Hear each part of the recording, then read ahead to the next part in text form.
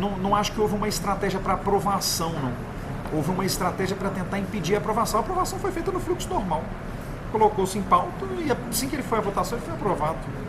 Ninguém me abordou, por exemplo, eu pedi voto por esse projeto. Nem vi ninguém ser abordado para pedir voto. Mas eu fui muito abordado para pedir para eu não votar no projeto. E vi muitos movimentos muito pesados para tentar impedir a votação do projeto. Quem que fez essa articulação para não aprovação? A não votação estava sempre comandada pelos movimentos da esquerda, tanto a gabinetona, os vereadores do PSOL, quanto os vereadores do PT e o vereador do PCdoB, eles articularam o preenchimento das galerias e nós vimos presença de sindicatos, alguns de educação e alguns sem nenhuma relação com a educação, e de estudantes. Também não sei dizer como é que eles foram mobilizados. A nossa impressão de quem conhece uma escola que promove doutrinação é de que as crianças e adolescentes que estavam aqui foram trazidos pelos professores que os doutrinam em sala de aula e, na verdade, para mim só confirma o motivo pelo qual a gente tem que ser contra a doutrinação no espaço de sala de aula. Então nós tivemos basicamente a presença de sindicatos e a presença de estudantes. A favor do projeto nós tivemos a presença de movimentos conservadores, que acabaram também lá pelas tantas fazendo bastante barulho, porque a coisa foi ganhando uma escalada ao longo das obstruções. Então eu não sei dizer, eu não saberia dizer se houve um envolvimento direto de alguma denominação religiosa, mas claramente são as associações e as entidades ou movimentos que vieram aqui para defender o projeto, são movimentos de fundo religioso, ainda que não sejam de uma denominação específica. Certo. Algum movimento chegou a abordar o senhor pessoalmente, vir aqui no seu gabinete, fazer... Ao longo do tempo, vários. Já durante a votação, não. A minha posição já estava muito clara, mas ao longo do tempo, vários. Tanto eu recebi, no ano de 2017, movimentos contrários, né, porque eu apresentei o parecer, pelo menos 2 reuniões eu tive aqui em sala sobre isso, de gente contra. E recebi vários movimentos conservadores. Eu normalmente me preocupo mais em identificar a pessoa do que identificar o movimento do qual ela faz parte. Então, assim, eu nem saberia dizer de cabeça os nomes das entidades, mas elas são entidades que frequentam a casa com alguma frequência. O senhor foi relator pela constitucionalidade do projeto aqui na Câmara Municipal. Pela adequação material, né? Porque a constitucionalidade era a CLJ, né? A minha comissão de Direitos Humanos, ela só disse no mérito o projeto é positivo ou negativo, mas eu fui relator. No âmbito nacional, o senhor deve saber, o projeto de Escola Sem Partido foi declarado inconstitucional. Né? Teve uma ação direta de constitucionalidade. Contra o projeto federal, isso. Que não tem o mesmo texto que está aqui. O senhor acha que o projeto daqui ele é constitucional e ele se enquadraria dentro dos princípios constitucionais?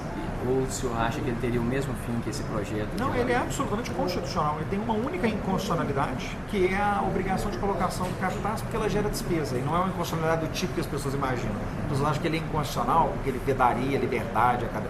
De forma alguma. A única inconstitucionalidade que ele tem é a necessidade de colagem de um cartaz. Isso é inconstitucional porque a Constituição diz que só quem pode propor procedimento administrativo é o prefeito municipal. A Câmara não tem autonomia para ser autora da proposição. É por isso que esse é um dos motivos pelos quais eu pedi para retirar esse artigo. Mais uma vez, diferente do modelo federal, que tem todo um procedimento quase criminal, quase de índole policial, para impedir a doutrinação dentro de sala de aula, o projeto municipal ele é, na verdade, talvez de pouca utilidade por um outro motivo. Porque ele só repete conceitos que já estão ou na Constituição ou no ECA. E que dizem exatamente que, diante da pouca capacidade reflexiva das crianças, elas não podem ser submetidas a um domínio intelectual, nem de ninguém. E ninguém pode usurpar da família, isso também é constitucionalmente garantido, o direito de atuação sobre a educação e de condução da educação das crianças. Então eu não tenho dúvida nenhuma que o projeto municipal é constitucional. Sobre o projeto federal, eu não votaria a favor dele por outros motivos. Então, se o STF considerou ele inconstitucional, bom, para mim está de bom tamanho. Qual que é o caminho daqui para frente em relação a esse projeto? Esse projeto deveria vir para votação no segundo turno aqui na Câmara. Agora, mais uma vez, o prefeito vai fazer tudo o que ele pode para impedir a inclusão em pauta, porque ele não quer ser obrigado a analisar esse projeto em âmbito de sanção ou veto. Por que ele não quer? Porque ele, dentro da demagogia dele, ele prefere não ter de dizer para os conservadores que ele, como um homem de esquerda, e ele é um homem de esquerda, ele é contra o projeto. Então, como ele não quer anunciar que ele é contra o projeto, ele prefere que o projeto não chegue para ele. Isso tem causado aqui na Câmara um movimento muito perigoso. 2 vezes já nós tivemos tentativas da base de governo para tentar poupar o prefeito Calil de aprovarem alterações na nossa lei orgânica para tentar chegar num lugar parecido com o 2 Escolas Sem Partido através de alteração da lei orgânica. Por quê? Lei orgânica não depende de veto ou sanção do prefeito. O prefeito não participa do processo de aprovação da alteração da lei orgânica. Só que esses assuntos não são assuntos de lei orgânica.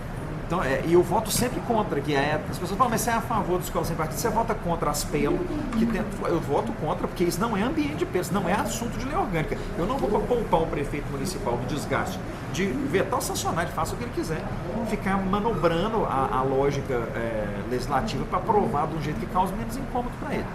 Agora, o trâmite normal, se ele não tivesse interferindo, seria o projeto via votação. O projeto que foi votado com a maioria expressiva em primeiro turno, como ele foi, não tem por que não voltar à votação em plenário no começo do ano. Duvido que volte. Porque acho que o prefeito vai fazer o possível e o impossível para não permitir a votação dele em segundo turno. Como o senhor define, já encerrando a pesquisa, a entrevista, como o senhor define a sua atuação como parlamentar? Você fala do ponto de vista ideológico? Ideológico e nas suas práticas parlamentares, como você define? Bom, do ponto de vista ideológico, eu sou um liberal. Liberal econômico. Em costumes eu tenho uma postura mais conservadora, eu não sou um conservador no sentido clássico, não, porque eu não interfiro na vida dos outros. Acho que cada um conduz a sua vida como bem quer. E acho até, sou um conservador que aceita, por exemplo, a discussão sobre liberalização de drogas.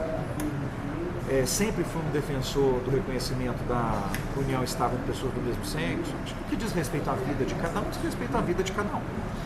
Mas sou contra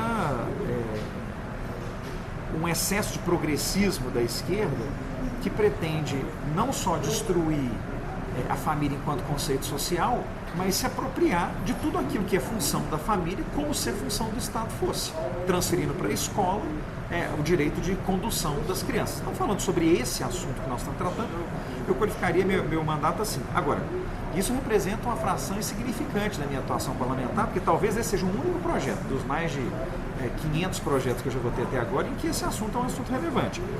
O meu mandato é pautado essencialmente pelas discussões econômicas, da ideia de reduzir o tamanho do Estado e reduzir o tamanho da intervenção. Eu acho só que a Escola Sem Partido vem nessa mesma linha. Eu não quero o Estado interferindo na formação das crianças. Eu acho que isso não é papel dele.